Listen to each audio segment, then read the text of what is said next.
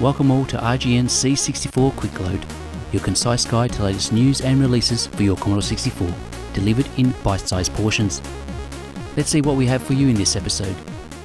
We'll kick things off with an exclusive look at one of my most anticipated upcoming releases for the Commodore 64, Ascent by Hend. Ascent is going to be one of the most beautiful looking vertically scrolling shooters to grace the C64. The overall design scope is inspired by Xenon 2 and Raiden and aims to provide a gaming experience that is easy and fun to learn but challenging to master, with a strong emphasis on power-up progression. Just look at this snippet of this work in progress level layout. Looks amazing. Can't wait to play this in 2025. No pressure, John. Captain Ishtar vs. the Federation's Most Wanted is the second title in the Captain Ishtar franchise, and this time around we find out that our intergalactic heroine has been appointed as a Star Marshal for the Federation of Planets and has been handed the responsibility to hunt down wanted interstellar criminals. Captain Ishtar 2 is a 5-part multi-genre shooter. The first part is a horizontal space shooter where your objective is to safely escort a civilian ship under attack by a terrorist. The second part is also a horizontal shooter, but this time you're on a hoverboard chasing down the terrorist leader, and the action is represented in a quasi 2.5 dimensional perspective. The third sees you hunting down a gang of hoodlums and starts off as a first-person on-rail shooter before switching to a horizontal scrolling tank patrol shooter.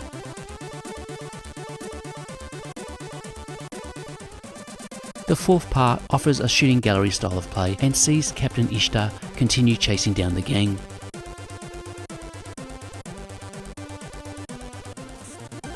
While the fifth returns back to the horizontal shooter style, albeit with knives instead of guns, as Captain Ishtar goes undercover in an attempt to bring down a shape-shifting villain. Captain Ishtar vs. the Federation's Most Wanted features some of Alf Ingve's best graphical work to date, with large sprites and many vibrant backgrounds across 5 varied and distinctive levels, and the inclusion of cutscenes to push the story narrative along is very much welcome. So you'd think we're on a winner here, but unfortunately this is not the case. The problem I have with the game is not that it's built off a modified version of the SEAC engine, but rather the game levels are all so tedious, repetitive and unnecessarily long. There is no reason for any of these levels to go on for 20 minutes. This is a clear example of where less is definitely more. The overall pace of the game is slow. The shooting controls are awful, and the final level contains some of the most frustrating level designs I've experienced since the 90s. The game also feels quite disjointed due to the levels needing to be loaded separately after you complete each part, and seeing enemies reused from Alf's games in recent times does put a further dampener on the game experience and production values. Captain Ishtar 2 is available as a digital purchase from itch.io, but note that it is not compatible with NTSC machines. And while we're on the topic of Captain Ishtar, Alf Ingve has confirmed that he is aiming to have the third installment of the franchise ready to release towards the end of 2025. Captain Ishtar 3 is set to feature some additional variation to gameplay, including this Bionic Commando inspired section and a motorcycle racing section.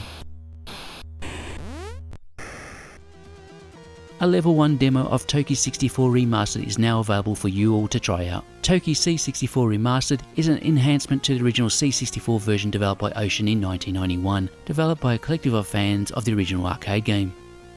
The list of improvements include a complete redesign of all sprites, extensive touch-ups to the backgrounds, restoration of the original arcade music, bug fixes and gameplay optimization, addressing frustrating issues like overly sensitive controls and collision detection. Toki Remastered will be released as a free digital download later on this year.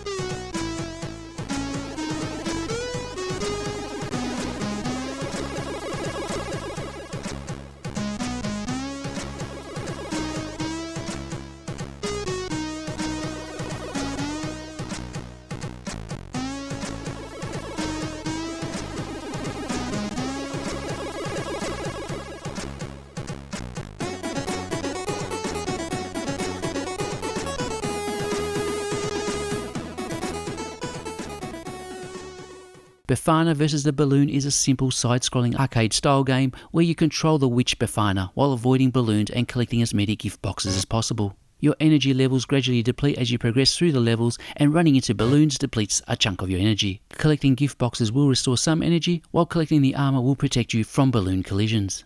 A nice little game with borrowed assets that is fun for one session playthrough or as a party game to play with friends. Befana vs. Balloons is available as a free digital download.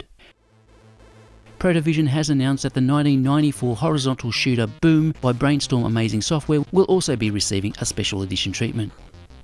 The original version apparently sold only about 10 copies and was marred by frustrating gameplay due to its extreme difficulty and slow and inefficient loading of levels. While the Protovision Special Edition is looking to improve the game with the implementation of an energy bar system, the inclusion of inter-level cutscenes, additional SID music, a far more efficient loading of levels, and a number of other graphical touch-ups.